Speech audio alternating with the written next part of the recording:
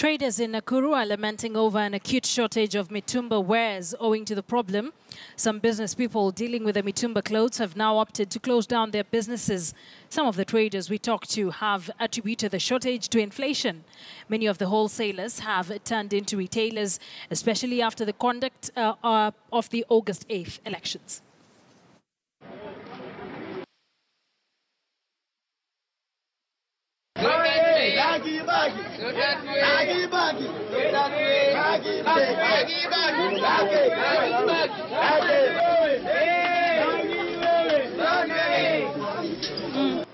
Tumekosa kazi kabisa, hakuna customer, hakuna mizigo, hakuna, imekuwa ikikosa kwa muda mrefu kabisa.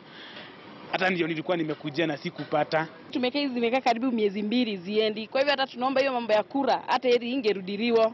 Jitukuwa tumezoea sasa lile ya kawaida, watu sasa wanaogopa kununua manguo juu ya fujo ati wanaopi inaweza toka. Tunasumbuliwa na customer, nguo zimekosekana mahali tunatoaga. Kwa sababu watu wengi wanaogopa kuleta juu ya siasa, hali zimefika. So ungeuliza hii maneno iharakishwe haraka sana, watu warudi kazi yao.